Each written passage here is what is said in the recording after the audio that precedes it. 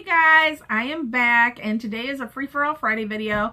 I'm going to discuss the books I've been currently reading and the books I've already read and just kind of give you guys an update of everything going on. As you guys know, I fell and I had a really bad headache, and so I really only got one book read during that time just because I was feeling so awful, which I'm still ahead in my Goodreads challenge. But I would be further along had that not happened. So I'm kind of bummed about that. But I'm planning to have most of these books that I've started. I've actually in the middle of like 4 books. And I plan on having most of them done by this weekend. So I should, if not all 4 done by this weekend, I will have at least 2, maybe 3 done this weekend. So I'm going to mention a couple of the titles of what I'm currently reading. And then I will get into the books that I've read. The books that I'm currently reading are So Not Happening, which is a contemporary, which is kind of cutesy, which my girlfriend recommended when my headache, after I hit my head, and I was having those headaches to listen to, so I would feel better, and she said it was one of those cutesy contemporaries, so just give it a try. So I will hopefully later on, once I finish it, get a bigger wrap up or whatever with that. I'm reading 2 other books that I can't tell you the names of because I don't remember. They're on my Kindle, and my Kindle's dead, so it's charging as we speak. One's about Pride and Prejudice retelling, which, you know, I'm a sucker for those, and then the other one is a like Regency area alternate universe type thing. So it's pretty cute, but it's one of those books that I'm just reading as, you know, a few pages here and there, you know, while I'm in bed and at night. Okay, and then the 2 other books that I'm currently reading is one, Ungodly by Kendare Blake, and it is still good. This is the 3rd and final book. It's good. I'm enjoying it a lot. So far, the series has been a 4-star series, and this book is not any different, and it's not disappointing me at all, so I'm enjoying it a lot. And then my my other book that I'm reading, get my numbers mixed up here, is called Endure by Sarah B. Larson, and I am enjoying that one a lot. Again, still a 5-star series for the final book. I'm quite about halfway there, or just maybe not quite. Really good. Enjoying it a lot. Can't rave about it enough. The female protagonist is still one of my favorites, and this series is amazing. So far, still a 5-star book.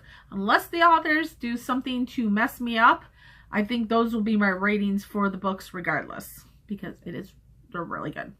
Okay, now on to the books that I have read and what I thought about them. This month has been great so far.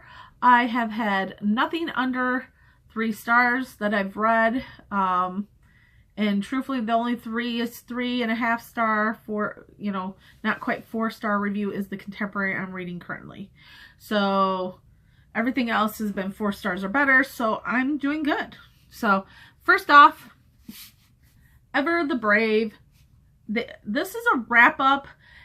I don't know what the author is exactly doing with the series. I know she's making a 3rd book in the series, but this one wrapped up the series per se in a way that if I didn't ever read the 3rd book, I don't think I'd be upset about it. But I'm excited to read the 3rd book that's coming out and read more about this world and more about the characters. But honestly, it wrapped up so nice. And I love that, and I love the ending of this book, and I love this the story, and I would tell you more, but I don't want to give too much away. But I will say, if you want more from this book and this series, and to know more about it, check out Reagan and Sasha Ellsberg from the Pruztopia book chat club. They're doing review of this. They're going to do a book talk, and I don't know if they've already done it or if they're going to be doing it, but it's about this book, Ever the Brave, and it might be the end of this month, but they will get into more details. I just don't want to do spoilers because people are either currently reading it or they're thinking about reading it, and all I can say, it was fantastic. I definitely gave this 5 stars, and it was one of my favorite reads so far this month. It was great. Just great. I was not at all disappointed. Okay, then I've got Laini Taylor's The Days of Blood and Starlight, which once it got to a certain point in the book, I was very slow. I don't know what was wrong with me. I couldn't get into it. But once it got to a certain part in the book, which about halfway into it, I couldn't put it down. It was fantastic. I loved every minute of it. The things that happened in this book were, oh my goodness. And they happened. And they happened. And everything happened so good. And I was just like, I was almost close to tears a couple times because of character deaths and the things that happen in it, and it will wreck you and then pick you up and then wreck you again.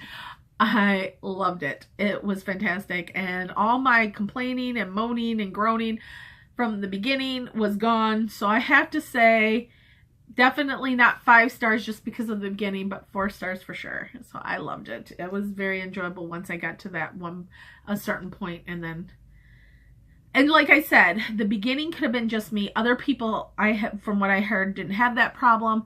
And I said, it could have just been me. But once I got past that hump, I was gone. Once the characters saw each other again and things started moving forward, I was in it.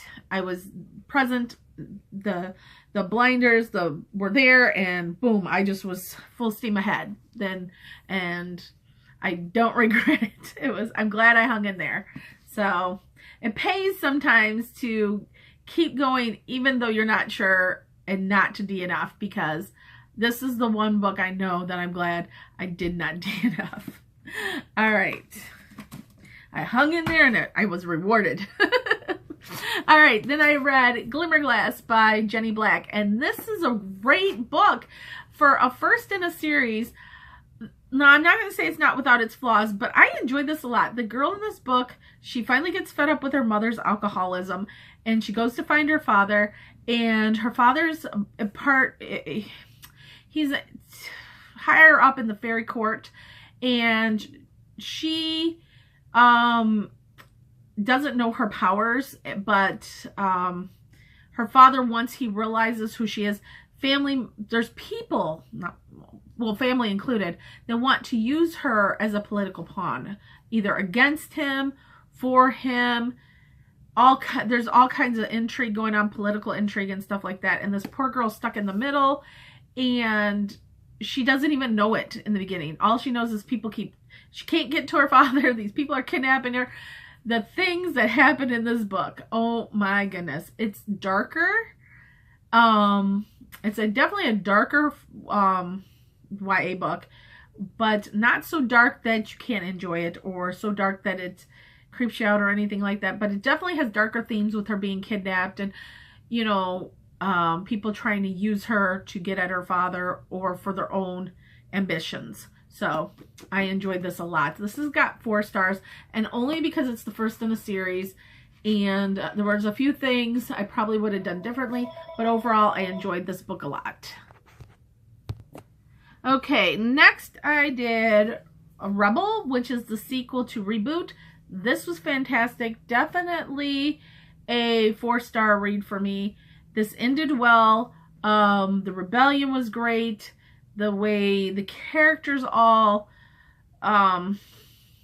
ended up and how everything took place. Yes, there was some loss, and it was kind of a hard pill to swallow, some of the characters dying and stuff like that. But overall, this was a really good story. I loved how the humans and the reboots, they work together, but yet even overcome some of their fears and stuff like that. I don't want to give too much away, but it is a fantastic book. It's a very good book about overcoming your prejudices and just helping one another. Yeah. If I say any more, I'm going to give stuff away. But yes, definitely a 4-star book. I love this series, and I can't wait to read more by her. Okay. Is that it? Then, oh, and then I read The Rose Society by Marie Lu, which was a library book because I don't know where my copy was. Fantastic. Definitely still 4 stars, solid 4 stars for me. Marie Lu's still one of the greatest writers. I mean, I love her books. I actually love the female lead. I know a lot of people don't like her, but Adelina, I like her. I can't help but not like her. And I know it's difficult for some people to enjoy her or think of her as a... I don't necessarily look at her as morally gray. I look at her as doing what she feels is right in her mind, and the things that have been done to her, and all of the things that have been done to her has molded her into this person who feels strongly that what she's doing is the right course of action. And I can't fault her for that. It may not be what everybody thinks is correct, or there's different ways she could go about it. I like her. I just can't help but like her. And I know some of the things she's doing is very, very wrong. But I still really like her. I just, you know, and there's certain things that happen in this book that make some people like her less, but I get it. I understand why she's doing some of the things she's doing. And I don't know, I just like her. So it's definitely so far a 4-star book for me. If she does something totally unforgivable, maybe then I'll change my mind. But so far, I like her. I feel bad for her. I feel like she's had a lot to overcome. And given the fact that the issues with their powers and things like that can also cause them to have physical and emotional issues, I get all of that. It's just like, it's so good. It's such a good story. So I highly recommend it. It's fantastic. If you guys haven't read a Marie Lu book, pick them up. They are so good. Anyways, guys, that is enough. It's hopefully a little bit better than the last book that I tried to do. The other one was over 15 minutes and just couldn't have it. So anyways, I will talk to you guys later. Hope you liked it. If you got any comments, leave them below, and I will see you all very soon with another video. Bye.